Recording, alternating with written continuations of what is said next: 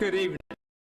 I'm Socrates, Garrett, and we're broadcasting live from right here in Jackson, Mississippi, the heart of the Deep South, right here in the African-American-owned broadcasting studio. We believe digital.com, our own platform.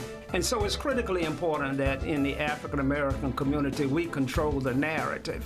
I look forward to receiving opportunities to show and advertise your products for goods and services and to move your brand along in this community. We're broadcasting live on Facebook. When We Believe Digital Podcast, go to Roku and download our app, and We Believe Global, with shows like this to bring articulate, intelligent conversations and dialogue to our platform. So I'm here to continue sounding the alarm. This is how the South is going to rise again.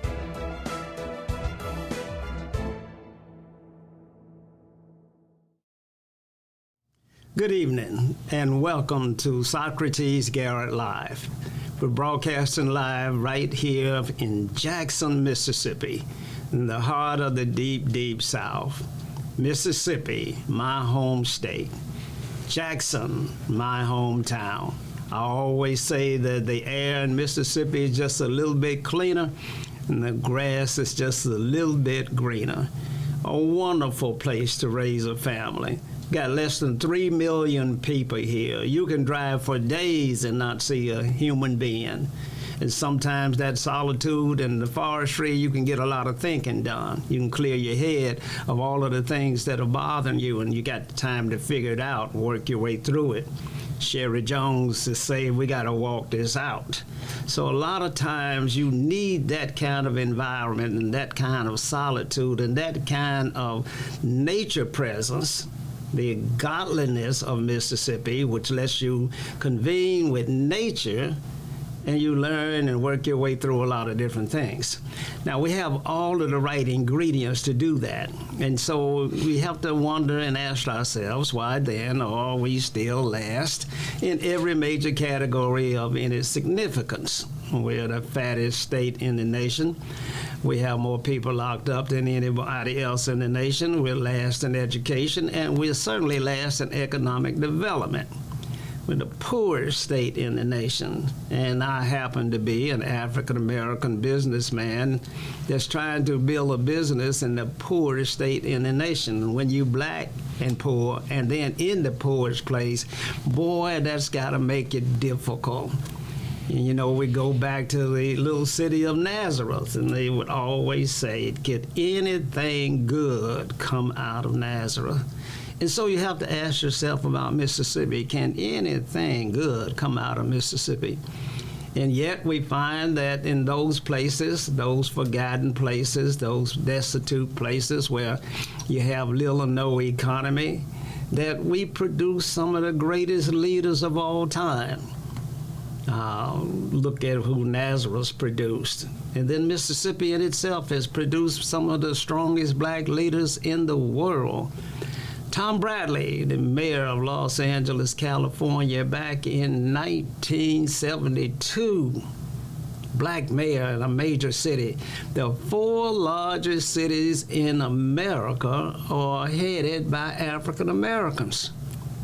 That ought to tell you something. When we say that the cream will rise to the crop, Maya Angelou says, still we rise. That ought to tell you who we are in Mississippi. We are the warriors. We are the people that overcome against all obstacles. We never complain. We always get out there and put our shoulder to the plow and try and make it happen. Now, not complaining does not mean that you're not in a war. Because you are in a war, because you can't just be bottom on the bottom accidentally. That can't accidentally happen to you. There's got to be a plan in place that's been put in place to keep you at the bottom. Both whites and blacks in Mississippi find themselves in the same position. Last. We don't have the economy of New Hampshire and Boston. We don't have the standard of living in the prestigious universities. We don't have the legacy and the rich history that they have. Well, ours is one of turmoil and strife. We have to go back to the great civil wars, where over 780,000 people lost their lives in a war that has yet to date been properly defined as to what was the war all about. But we're going to talk about wars, and we're going to talk about the impact that they've had and the lasting effect of wars in generations to come.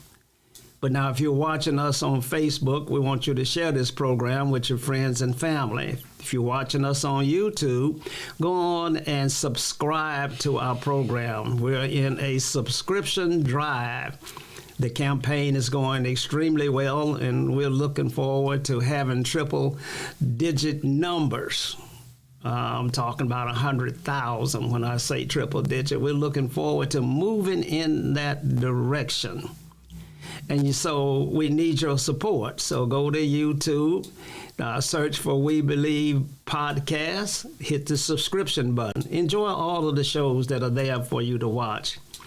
Also, if you're listening to us on We Believe Radio, that's playing 24 hours a day with some of the best music in the world and some great talk shows, then we want you to enjoy that.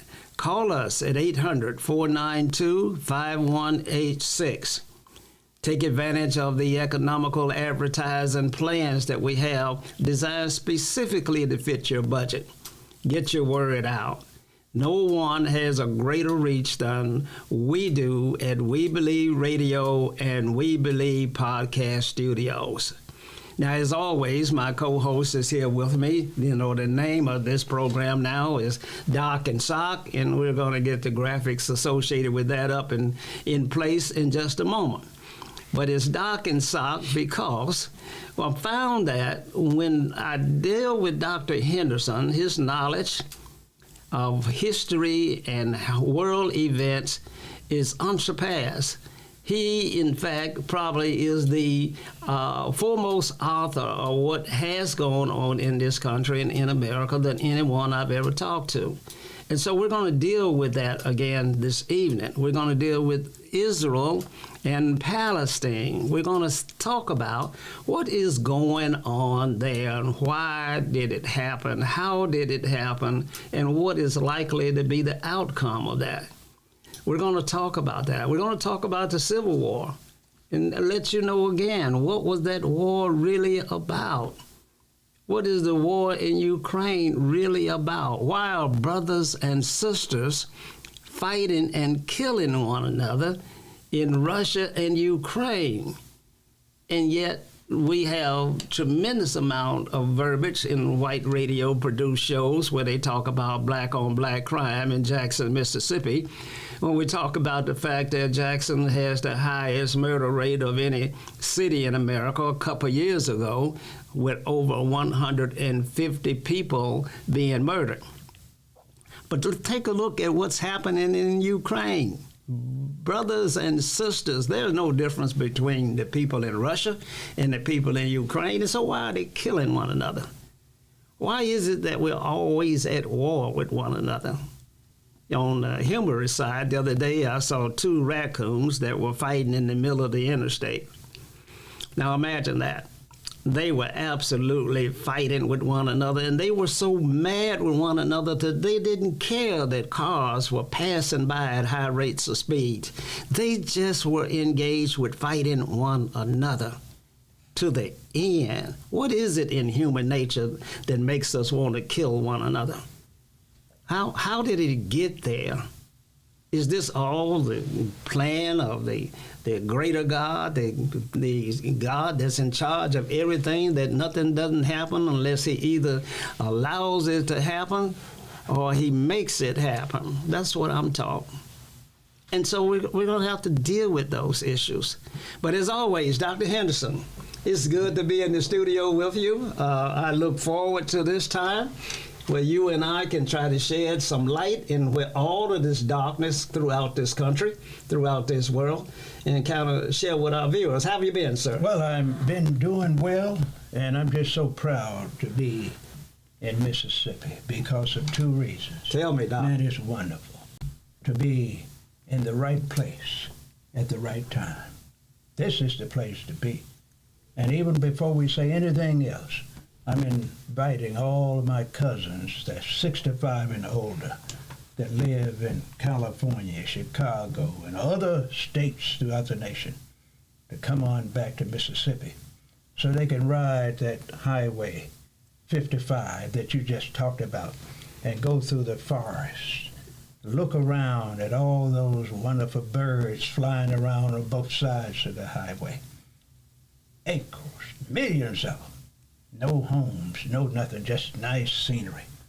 And I want those good cousins to come back and buy land, build businesses, start their own schools, train their own people, and make this place the #1 state in the world. I didn't say the United States, in the world. And all this can happen, sir. Your relatives that ran away, you appealing to the ones that left here during the Industrial Revolution, I suspect.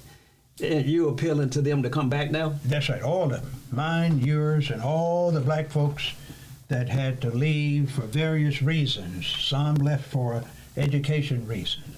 Some left for economic opportunities. Some left because they didn't want to be killed.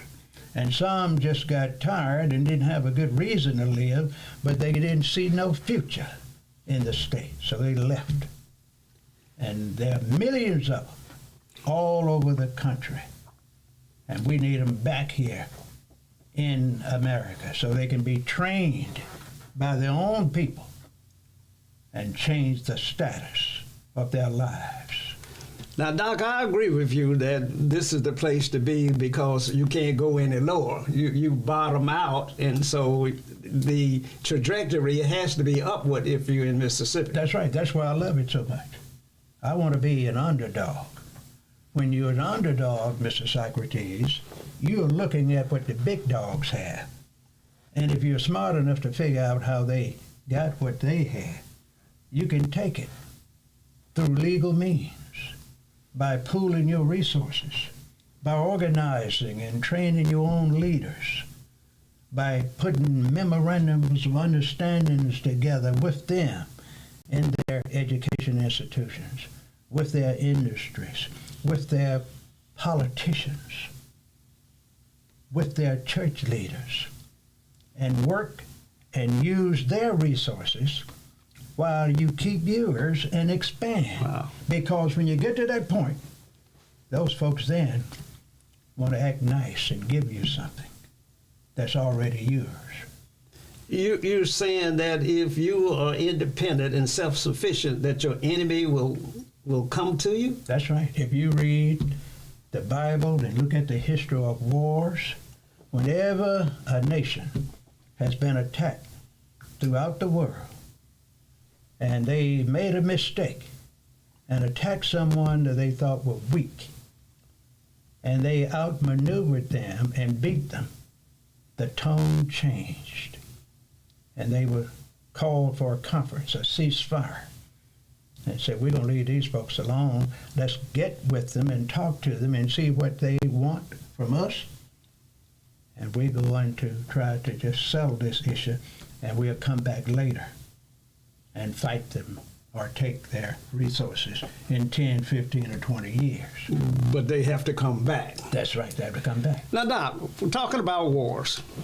I don't understand the conflict between Israel and the Palestinians. Help me understand that. Well, it's very simple. And you want to tell yourself that you do understand it. And let me tell you why I know you understand it, because you know the history of America, and you know the history and the disputes the European Americans had with the so-called Native Americans when they discovered them here in the so-called free world, which we call now the United States.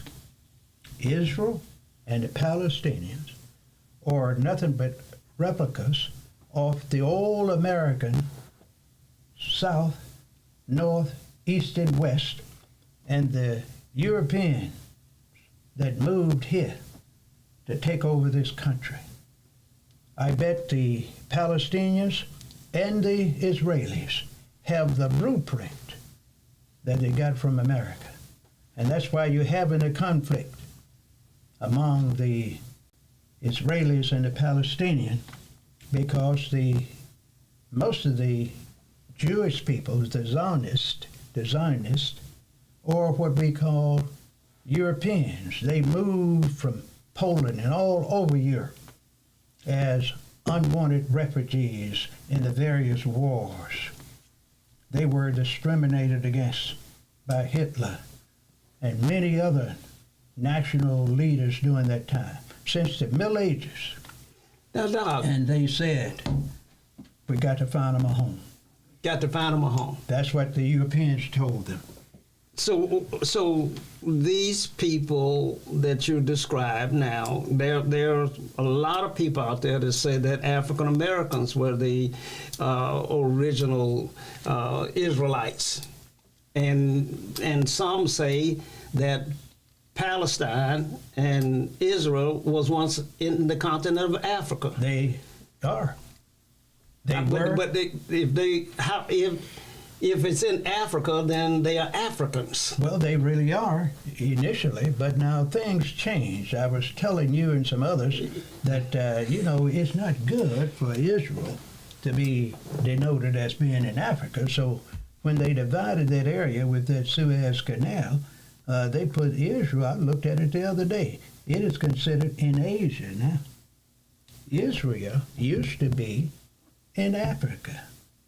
How did it get out of Africa? Well, people decided that that's where it was going to be. You changed the regions off maps and names whenever you feel you had the power to do so. And all you have to do is pass United Nations resolutions, national resolutions, have experts and others to do research and say this is where it's going to be or should be. Give this information to the major foundation leaders throughout the country. They give this information to the politicians and say, Dr. Scott has researched the history of this area for the last 300 years, and it was called blank blank 200 years ago. Then they read about Dr.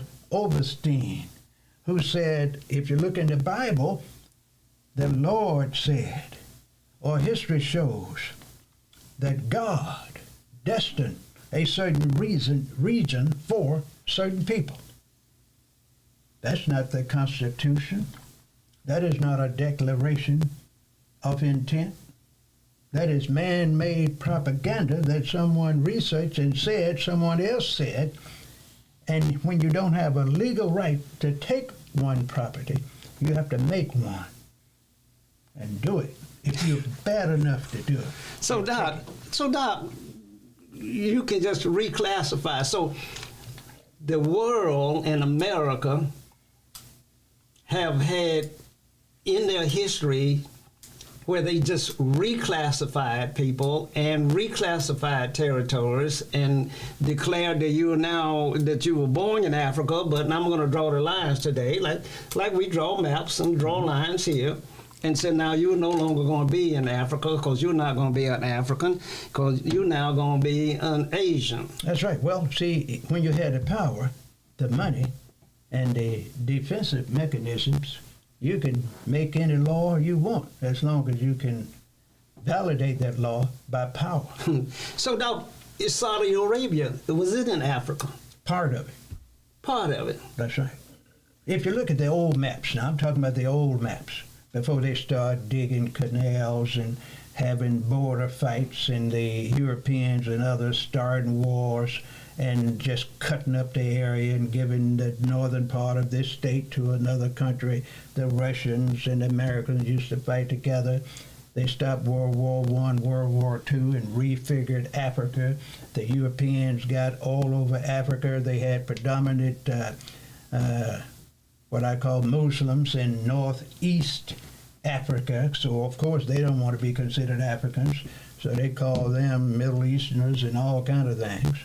And if you look at Egypt, that was an old black country. Now you don't find many black people in Egypt, if you look at the news, you'll find the mulatto-colored, chocolate, light-colored people. But if you look in the ghettos in Egypt, you see black folks.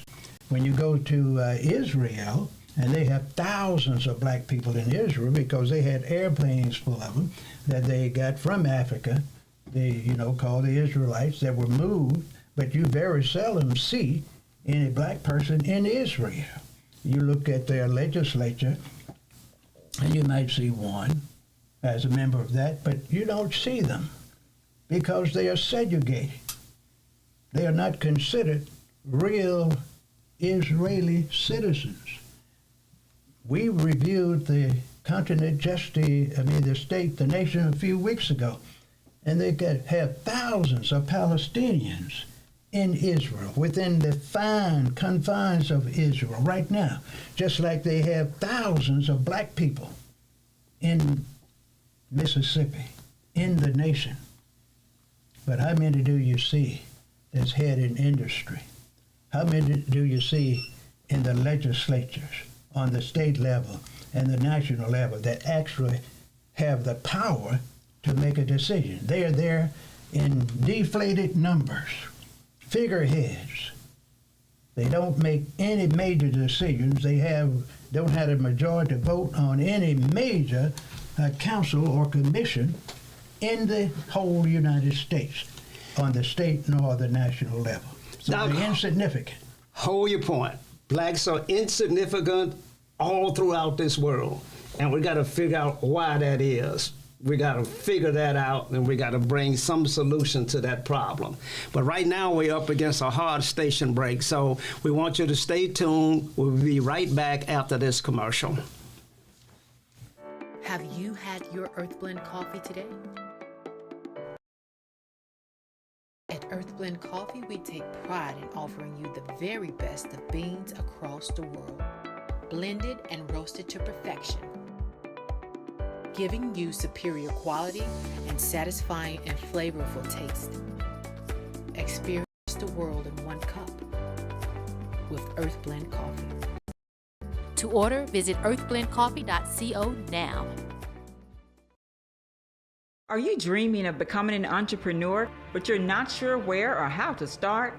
At Entrepreneurs Academy 101, our online program will guide you step by step on how to start and grow your own business. We offer courses such as how to write a business plan, how to create a budget, and so much more. Our online training program is designed for you to learn at your own pace, and there's no set order to complete this program. Because our academy is online, you have the choice to learn with a group, with friends, or individually. Upon completion of the entire curriculum, you will receive a certificate of achievement to acknowledge that you have completed the training needed to become a successful entrepreneur. So enroll today to design the life that you love. Contact your entrepreneur coach, Brenda Myers, at 601-672-0695 or visit our website at www.entrepreneursacademy101.com for more information. Welcome back to Socrates Garrett Live. We're broadcasting live right here in Jackson, Mississippi in the We Believe Broadcasting Studio. If you're watching us on Facebook, share this program with your friends and family. Send us stars. If you're watching us on YouTube, hit the subscribe button. We need you to subscribe to this program. You're not going to get this content, this information anywhere else. You're not going to see it on the 6 and 10 news. It's not being taught in the schools. You're not going to get this information anywhere. It's critically important that we communicate with one another and put the data out there so that our scholars can research and try and understand why certain things are happening. Why are we at war? Why are we at war in Mississippi? Blacks versus whites, poor versus rich. Why are we at war? What is the reason for that?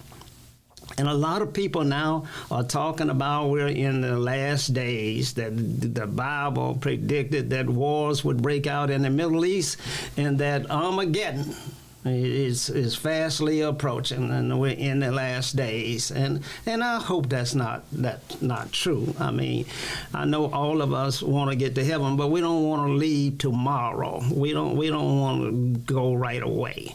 And so, but we need to understand. And that's what We Believe Broadcasting Network is doing for you. Now, you can also listen to us on We Believe Radio. Enjoy the radio station, internet radio, that's broadcasting 24 hours a day with some of the same content. Now, we notice in the comment sections out here that we're getting a lot of feedback and a lot of hate responses from various groups. And we understand that you must fight in your mind to try and protect the false assumptions and the false history that you've enjoyed all of these years. And so we expect that. We expect the comments to be slanted in that direction, like, why is it that African Americans just can't pull themselves up by their bootstraps, and why can't they win? And then you give me an example of one or two that have been successful and say, if they were able to do it, why is 98% of your population still in bondage, still on food stamps and welfare and living in substandard housing, some of the poorest ghettos in the world that our folk are concentrated in? And so we got to understand this stuff. Now, that's what we're trying to get done with We Believe Broadcasting Network. Now, you can go to our app, you can go to Live 365 and download We Believe Radio and enjoy our shows 24 hours a day. You can see our schedule on YouTube on all of the great shows that we have running here. Greatest content that's out there anywhere. Now, we're going to return to the discussion that we're having. We're focusing on this segment, a continuation with Israel and Palestine, to try and understand what's really going on. We have to first start out and understand why would a 20-pound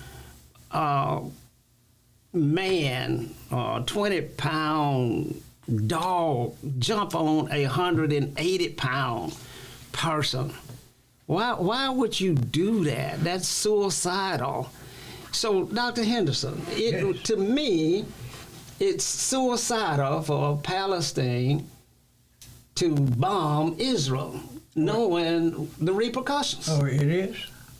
It would seem. It would seem. And that's what a lot of people said about some of the so-called early founding fathers in America.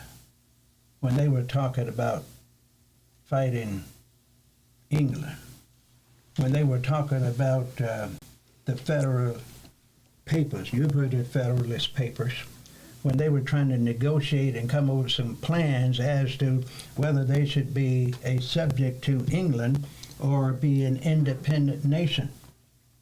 And they fought for several years after the Continental Congress about what we're going to do with this wonderful, richest part of the world, so-called America. You know, back in that time, they had about 13 colonies. And some of them said, we're going to seek liberty or death from these Europeans. They think we are cowards. They think we are weak. But we have a desire to have independence. We want complete, separate independence from England.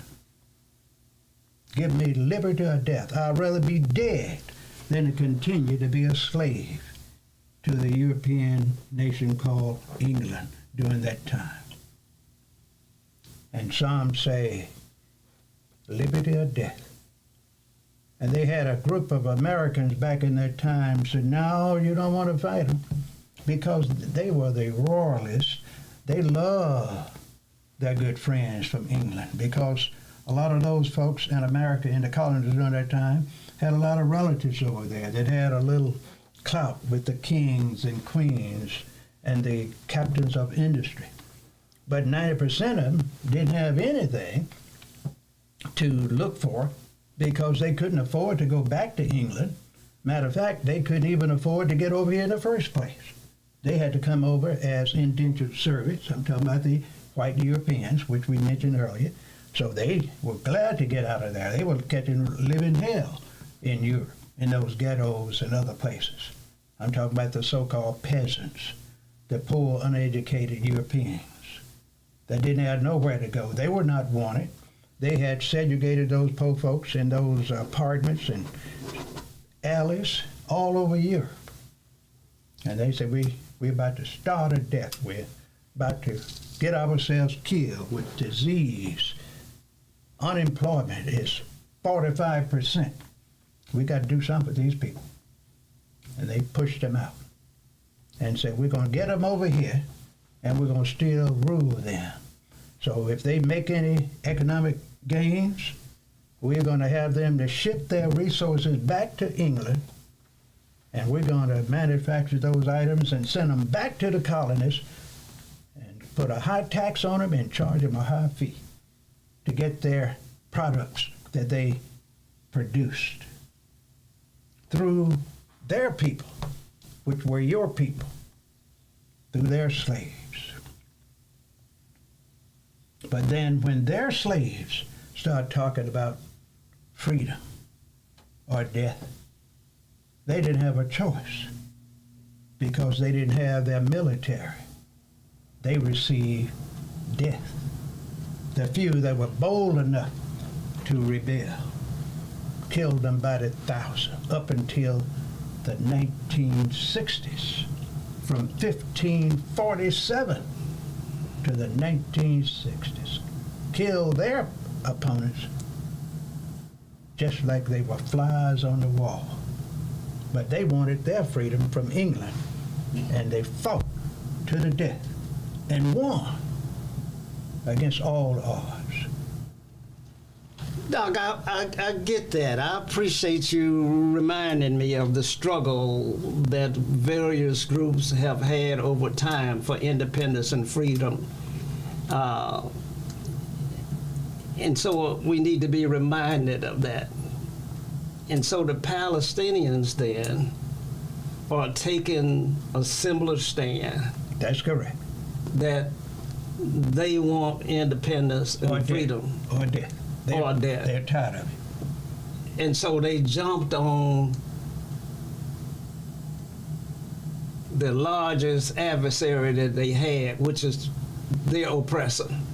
As they see it, and as history shows. That's right. And so knowing that the repercussions that Israel then was going to make an all-out advance into Palestine. Well, that's what is expected. The nation of Israel knows it. The Palestinians know it's going to happen. But many of them are just tired of being subjects, being part of a colony. They don't control their lives from birth to death that I've been talking about for the last 20 years. They don't even control their hospitals. They don't control their heat, their water, their food supplies. They don't control anything. So when someone controls all of your human essentials and can cut it off anytime they want, you either have to die or fight. Even if you're going to lose. And this war in this area could be resolved in 30 days. They can have a ceasefire and do what a lot of people have been saying for years, that is, have a two-state plan or two national plans. One is Israel nation, one Palestine nation, have separate and independent resources and give both nuclear power. Israel already has theirs. So if you're going to have some respect, you have to do like the Russians and the Chinese and some of the others, and North Korea. You might say, I might be small, but I got the nuke too. And you're not going to mess with me, and I'm not going to mess with you. I control my water. I control my heat. I control my food. I control my hospitals. Same thing in America. They had that same problem with the Native Americans. And I told you last week, and many times after then and before then, we talked, and they say, we're going to take care of the Native Americans. We're going to either kill them or subdue them. They are going to be subjugated to us, even though we're going to give them an illusion of control and independence. But they're not going to control their water, their food, their shelter, and their health care. So we're going to put a group together, and we'll make those policies. And if they don't act right, we're going to cut down on the little health care we give them. The food is going to be inadequate. They're not going to have a good infrastructure. And we are not going to give them gas and lights and heat in their little reservations that's already in the worst parts of the United States. And they're going to listen to us. Or we're going to whip them again. Now, Doc. That's the history of the world. That's the history of the world. The elephant is fighting the flea. The small is receiving the death notice. But the little flea can stop the elephant if you attack him in the right place. Now, Doc, we got to understand human nature and why we don't get along. I gave you the analysis of the two raccoons I saw fighting in the interstate. That's right. They were locked at each other's throat. What is it in our nature that makes us want to kill one another? Greed, control, wanting the resources of the raccoon that is on the other side of the road. The vegetation is better. He has a stream on his side, and he's been fighting me when I go over there to try to get some water across Highway I-55. And my little old kids, my little baby raccoons, are not as big as his because they're about to starve and thirst to death. So we're going to fight now. I got to get over here and get me some water, get me some green vegetation. I don't care if 18-wheeler coming along. If I meet John Doe coming in my direction when I go across I-55, I'm going to fight. I'm going to fight or die. We're not going to starve to death on the other side. On the east side of I-55, that's where the resources are. And I'm on the west side.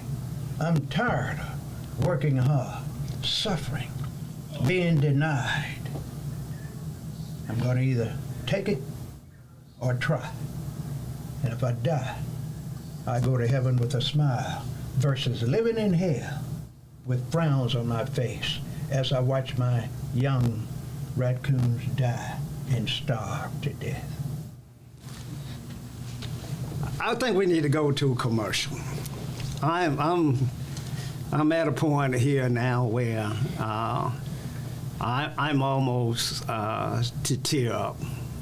I'm at a point now where listening to Doc and understanding the struggle that exists between the east side and the west side of 55, and I understand it's real. And I understand that the purpose is to maintain your race, your ethnic group, to grow and prosper and enjoy this great planet. We're going to take a station break, and then after this message, we'll come back for our last segment. Stay tuned. Hey, have you heard about the Accountable Card? It's more than a card. It's a complete mobile banking service that's accountable to all of us. You'll get a no credit check debit card good anywhere Visa is accepted to make purchases, deposits, even get or transfer cash with an FDIC insured bank account managed from our smartphone app. There's even a pre-approved no interest line of credit if you need emergency cash. So why go to the bank when you can have ours in your pocket? Get accountable. Just download our app today. Socrates Garrett ENT.com is a diversified firm specializing in recycled aggregates and crushed concrete. Socrates Garrett ENT.com's recycled materials provide the construction industry with significant economic and environmental benefits by recycling clean concrete rubble into M.Dot grade rock materials. Recycled aggregates and crushed concrete can be applied to driveways, road construction, bank protection, parking lots, general bulk fills, and more. For more information, please call 601-896-0084 or visit us online at SocratesGarrettENT.com. Welcome back to Socrates Garrett Live. We're broadcasting live from right here in Jackson, Mississippi at the We Believe Broadcasting Studios. If you're watching us on Facebook, then share this program with your friends and family. Send us stars. If you're watching us on YouTube, then go on and hit the subscribe button. We need your help there. If you're watching us on WeBelieveDigital.com, hit the donate button and help finance this program.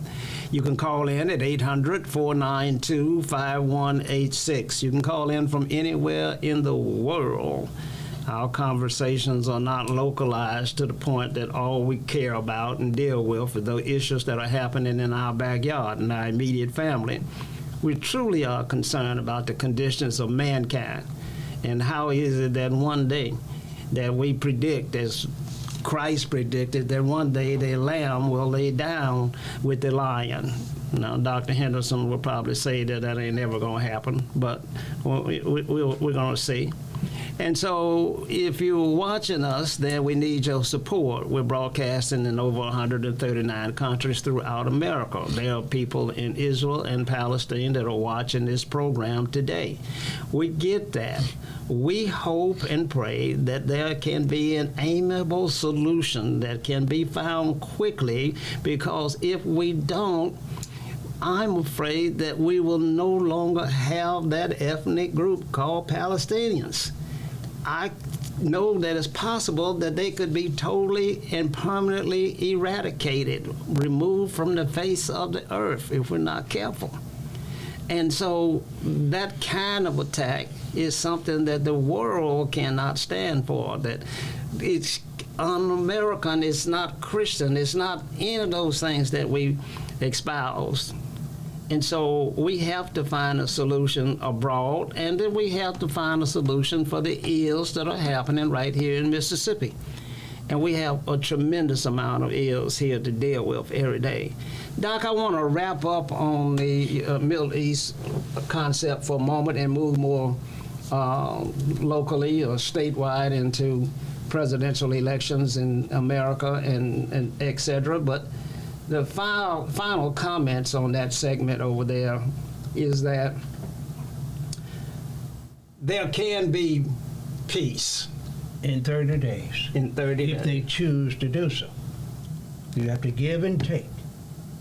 All you do, if you want to have equity and peace between human beings, you look at what you have and look at what your opponents have.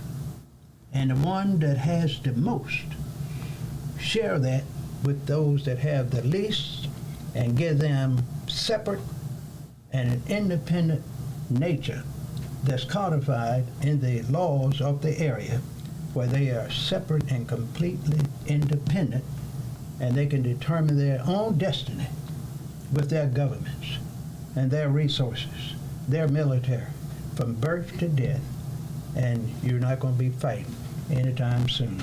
But if you don't do that and have separate states, after you have taken my territory and moved me out, or kept thousands and got them fixed where they are more European or more Israel than Palestinians. I'm talking about those Palestinians that live within the nation of Israel. You're not going to hear too much from them in public. But it is sort of like that old slave that's in the high office in the plantation. You'll be surprised how many of those people are plotting and working with the Palestinians right across the gate, the fence, because that's their mothers and fathers and sons and daughters and uncles. And they're going to work every day in the industries, in the hospitals, in business. Well, They're acting normal. But I tell you, you have some conflicts in that part of the world. And Africa is going to be the next major area of the world. The nations in Africa, those 55 nations in Africa, they're going to have the same problem with the United States, the Europeans, the Russians, and the Chinese. They are reconfiguring Africa again. They just did it in World War I and World War II. They're getting ready to do it again. And they are building their forces, the Europeans, the Americans, the Chinese, and the Russians. And the money boys are just laying back, and they are gradually funding all of them, and those boys in the Middle East that have all that money. They used to live in deserts, that lived in tents. When I was a young man, many of the Arab nations were people that were traveling from one land horizon to another. nomads. Riding on camels and finding water in the desert. And now they are building islands and rivers and streams in the desert that they have developed because of all that oil money. And they control the money flow throughout the world. And they lay back and finance these Europeans, the Africans and others, the folks in the Middle East, and they let them fight. But they have strong armies. And they have one characteristic that most other nations don't have. A lot of the Asians, and especially those in the Middle East, have been taught and trained, just like some of the Japanese during World War II. We're going to fight, and we're going to have our funeral before we go on the battlefield. And if we die, we're going to go to heaven. And if we don't, we'll come back as winners. We're going to move on to the second segment. On shows that come in the future, we're going to tackle this issue again because most of the people in that part of the region are related to one another. And your families fighting families, and we mentioned that earlier. This is as strange as you're ever going to get it. But Doc identified the fact that we're not fighting each other because we're brothers and sisters or that we're different as people. We have one human race, and that we all belong to. But the fight is because of economics and quality of life and legacy and heritage. And those things can happen in families, they can happen in cities, states, and they can happen in the world. So we're going to deal with that in shows to come in the future. Right now, we're going to talk a little bit about the presidential race in America. Oh, you don't say. Yes, I read somewhere that the attorney for President Trump took a plea deal.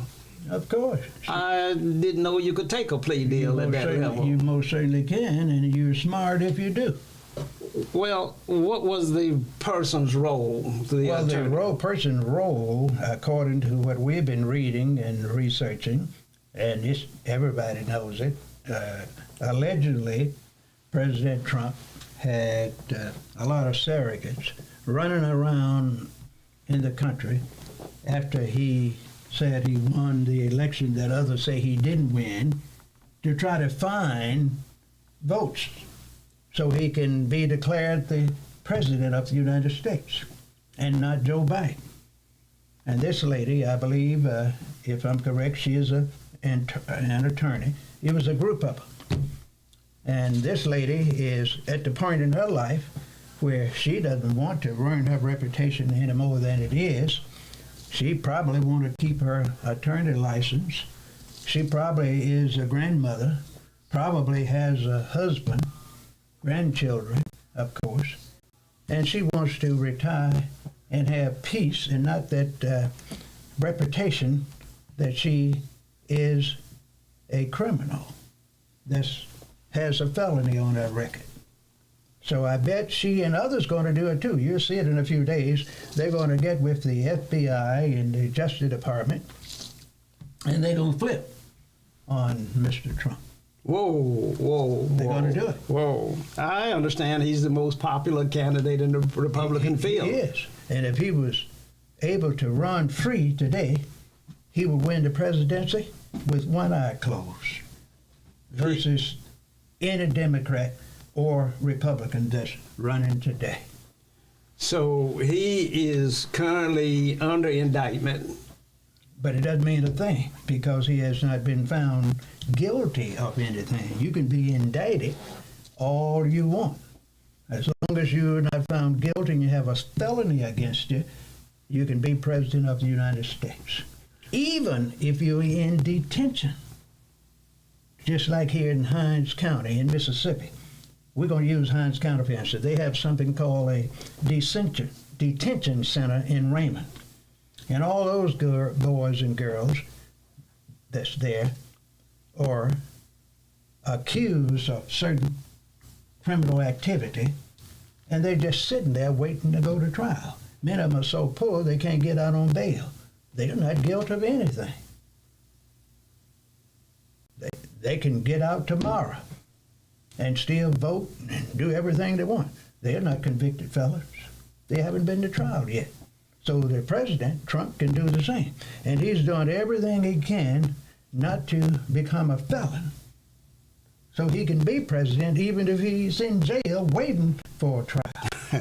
And his lady friend and many others are going to turn the coat on him because they're at that age of retirement, man. Are you saying that an individual, whether it's Trump or someone else, could be in jail running for president of the United States? Happens all the time. They do that all the time in Latin America and Africa and other places. They might serve time in jail, come out and get expunged, and be the president of the country. Mandela was one. Mandela and his group killed thousands of people.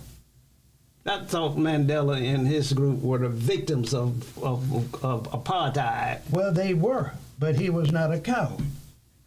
Mandela went to the Middle East, he and some of his people. Some of them went to Russia, some went to China, and got training. And he was acting just like he was a good South African. You know, he was a lawyer, dressed up real nice, and going to court. But he was a terrorist, according to the South Africans, because he was looking for his rights and his independence. So they declared his group a terrorist and passed laws saying these terrorists are supposed to be dead or in prison, and we can kill them without considering them as human beings because they are savages. They're killing our people. And that's exactly what they did. They hanged them, shot them, burned them alive, poisoned them, executed them, put them in prison by the thousands, men and women. And this boy got to the point where he didn't yield because he was smart. He didn't wait until he died and prayed and say, my next generation going to do it. He continued to plan while he was in prison with his boys that would come and visit him. And they built a coalition. And they continued to fight. And it was getting so bad until the white South Africans said, man, if we don't get this boy out of prison and give him an opportunity to pretend he's president of South Africa so we can keep our money and our military under our control, because we can brainwash them and they won't take that. So as long as we keep the economic mechanism going, the courts and the military, we don't care who the president is. And after about 23 or 27 years, they let Mandela come out of his prison, put him in a nice villa, and let him sort of season out a little bit. Give him an office, let his wife come and visit him. And some of the Europeans and others got together and let him out. And wow. just in a few months, he was president of South Africa And a few months prior, he was a prisoner with all kind of felonies against him, probably in there for the rest of his life. Now, Mandela was a world leader, and the U.S. played a prominent role in breaking the stronghold of apartheid. Who did? U.S. When? By all of the boycotts. We didn't allow businesses to trade with South Africa during a certain period of time, and that was a major piece of what brought apartheid to an end. Well, that was part of the deal, but see, the Americans and many others, if you read the real research, they did just like Reagan did and some of the others. You have to act like you want peace, but at the same time, you negotiate through third parties. You say one thing in public, and you send your weapons to third party to get over there with South Africa and others, and they're going to use it against the people that you say should have their civil rights. That's the way they do it.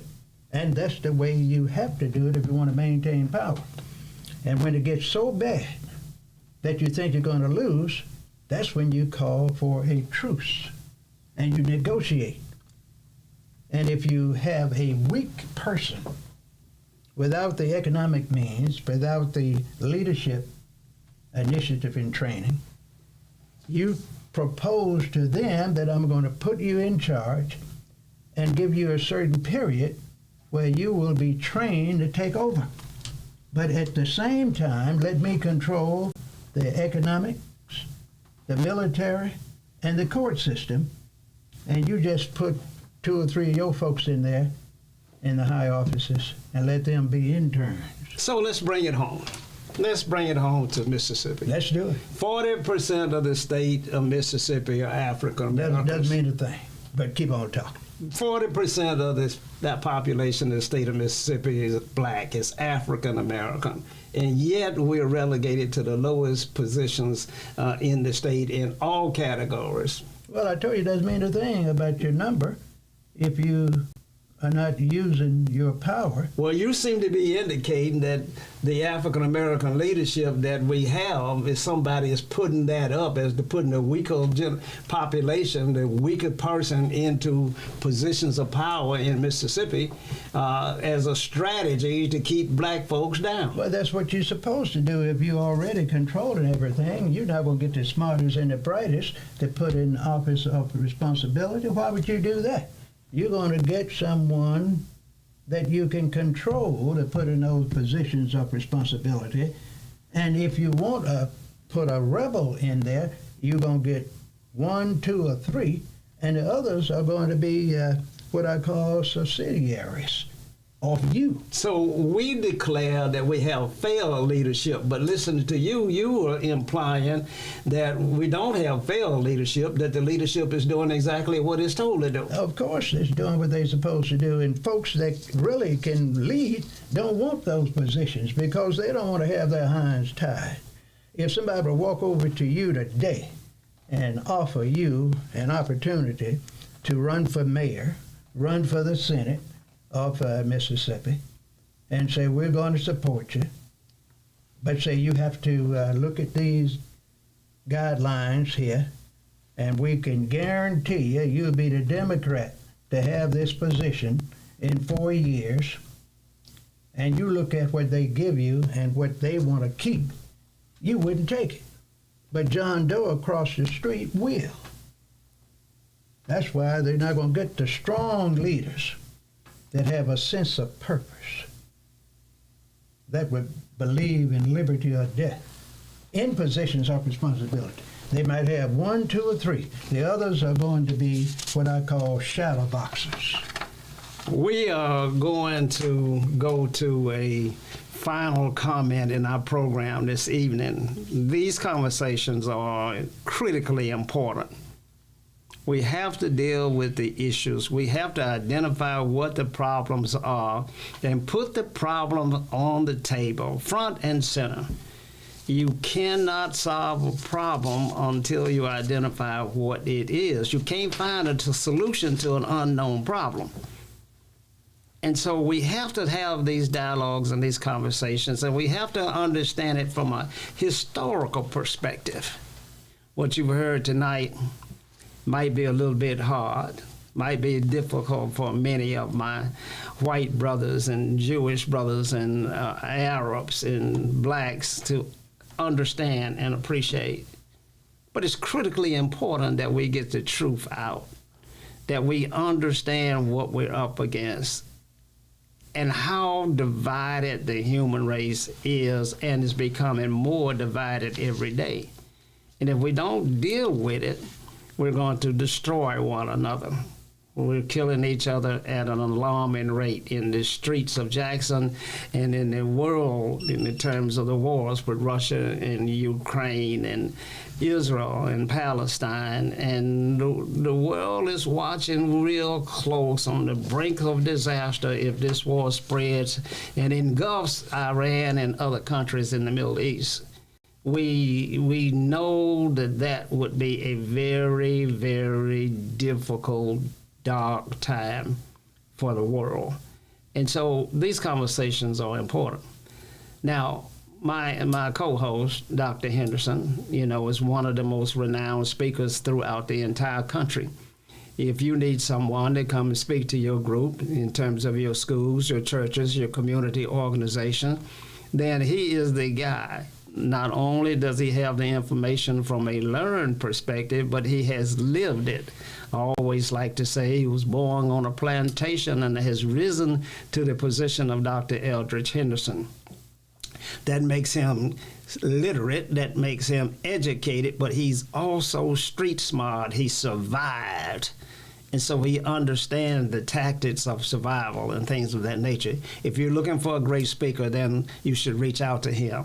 Doc, your closing remarks this evening? Well, I just want to tell the people that we really appreciate the viewers and the listeners of the Doc and Sock show. And I will be having 2 additional shows on this channel on Tuesdays and Thursday evenings.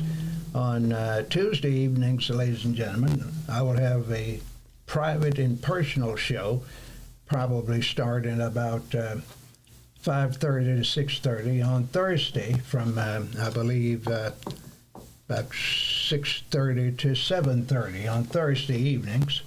And I also would have a radio show on the We Believe radio. Is that what you call it? Yes, that's right. That'll be happening sometime next week. But if you want to hear the real version, not the radio and TV version of what we talk about, you need to call us and invite us, Doc and Sock, to your school, church, community organization, anywhere in the world.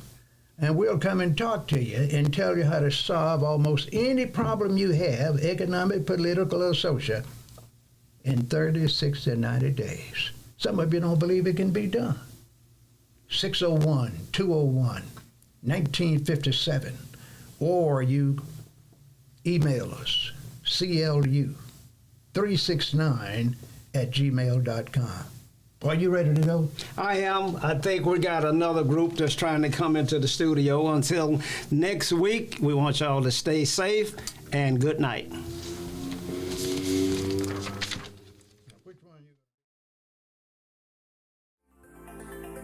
Looking for the hottest content in the city of Jackson and surrounding areas?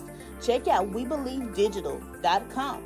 Also follow us on Facebook, Instagram, TikTok, and YouTube. We Believe Digital Podcast is here for all your